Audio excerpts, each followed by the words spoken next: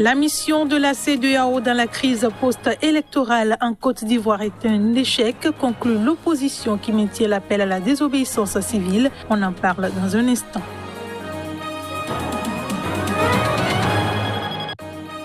Manifestation au Soudan contre la crise économique. Des centaines de Soudanais ont défilé dans plusieurs villes pour demander justice et une meilleure condition de vie.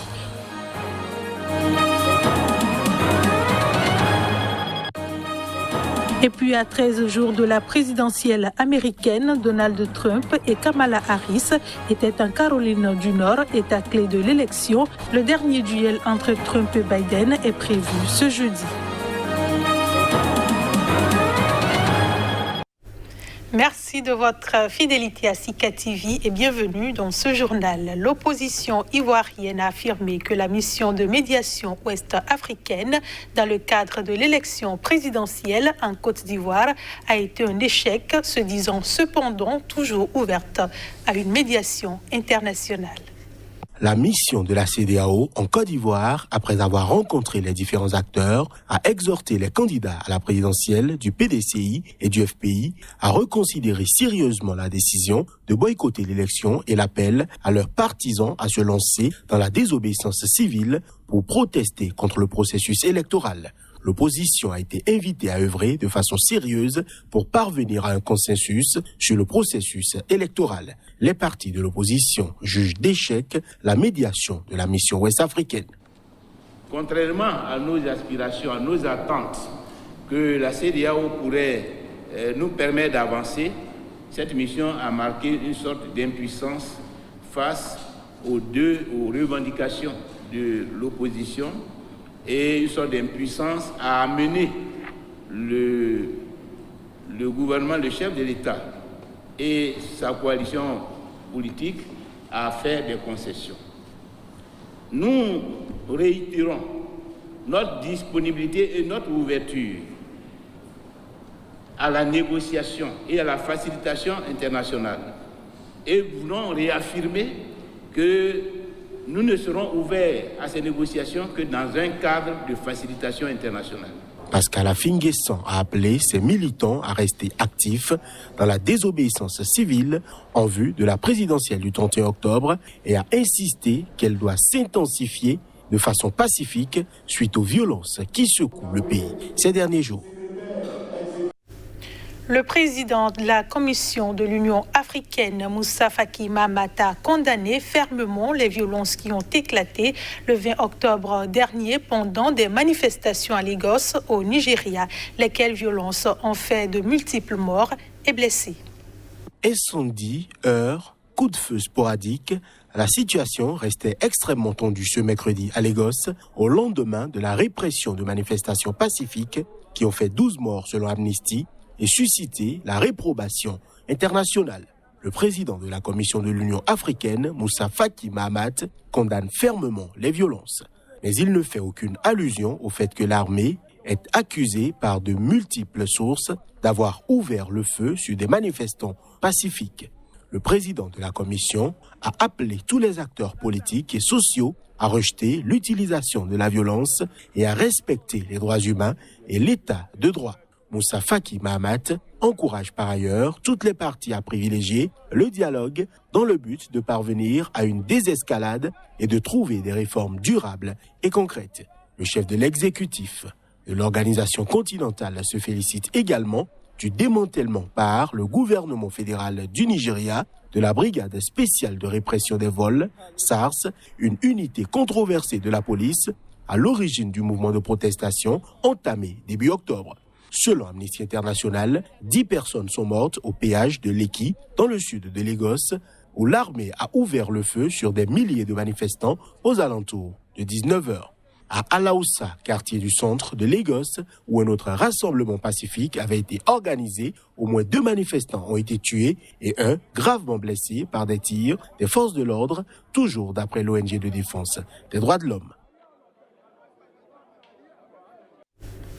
La Guinée à présent, le pays qui attend les résultats de la présidentielle de ce dimanche a vécu ce mercredi une escalade de violences post-électorales qui ont fait 9 morts depuis que le leader de l'opposition, Cellou Dalein Diallo, s'est déclaré vainqueur au lendemain du scrutin. Tout en exprimant sur ces troubles post-électoraux, le ministre de la Sécurité a affirmé que le gouvernement retient des informations sur d'autres actes pour éviter d'attirer les violences, notamment les violences communautaires.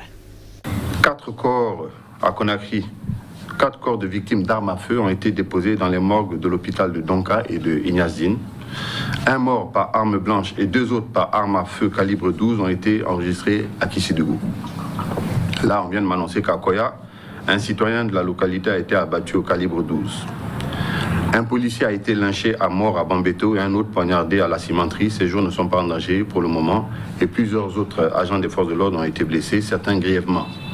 Je dois signaler que ces agents, notamment les 2 qui ont été grièvement blessés et l'autre qui est mort, ils étaient totalement dépourvus d'armes létales.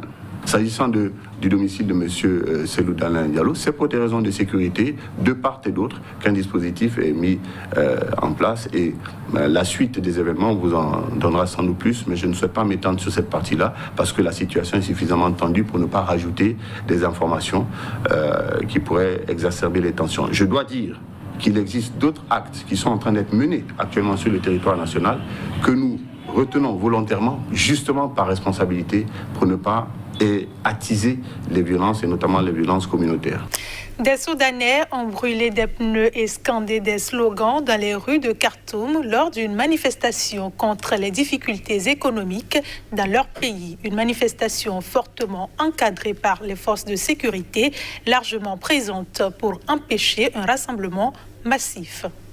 Les manifestants, plus d'une centaine, ont défilé dans la capitale Khartoum et dans sa ville voisine Omdurman pour demander justice pour les personnes tuées dans le soulèvement populaire qui a renversé l'autocrate Omar el-Béchir l'année dernière. Ils scandaient des slogans hostiles au gouvernement, brandissant le drapeau soudanais et brûlant des voitures. La police a dispersé les rassemblements à coups de gaz lacrymogène. Après le départ de Béchir en 2019, une autorité de transition composée de militaires et de civils s'est installée au pouvoir pour préparer les élections. Elle doit faire face à une sévère crise économique et à une détérioration des conditions de vie dans un pays miné par le chômage et la chute de la monnaie nationale. Les autorités de transition ont achevé 1 an au pouvoir et les crises s'aggravent tous les jours de manière alarmante, a indiqué l'Association des professionnels du Soudan à l'initiative des rassemblements dans un communiqué. Nous sommes descendus dans la rue parce que nous avons beaucoup de manquants. Premièrement, les exigences de la révolution n'ont pas été satisfaites. Tout d'abord, c'était censé être 100 contre 100. Même s'il s'agissait d'un civil, l'une des demandes est la justice pour les personnes tuées lors de manifestations précédentes. Il n'y a eu aucune condamnation pour les personnes martyres jusqu'à ce jour. Nous avons exigé la liberté, la paix et la justice et n'avons obtenu ni la paix, ni la liberté, ni la justice. Depuis la mise en place du gouvernement de transition, le dollar est passé de 50 à 240 livres soudanaises sur le marché noir, entraînant une hausse des prix considérable dans un pays qui dépend énormément des importations. L'inflation a atteint 212% en glissement annuel en septembre, un record qui équivaut à un triplement des prix selon l'Institut des statistiques.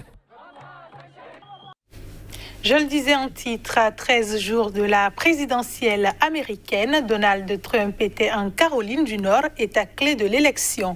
Lors d'un meeting de campagne, il a dit trouver les démocrates un peu nerveux. Pendant ce temps, Kamala Harris continue sa campagne électorale à Charlotte, en Caroline du Nord également, où la candidate démocrate à la vice-présidence a qualifié Trump de raciste. Suivant. Donald Trump continuait de sillonner les États-Unis à la veille du dernier débat très attendu entre les 2 candidats, alors que Joe Biden n'avait, pour le 3e jour consécutif, rien à son programme public. Un contraste frappant et rare si près de l'échéance. Le candidat démocrate retrouvera Donald Trump jeudi soir pour leur dernier duel télévisé à Nashville, dans le Tennessee.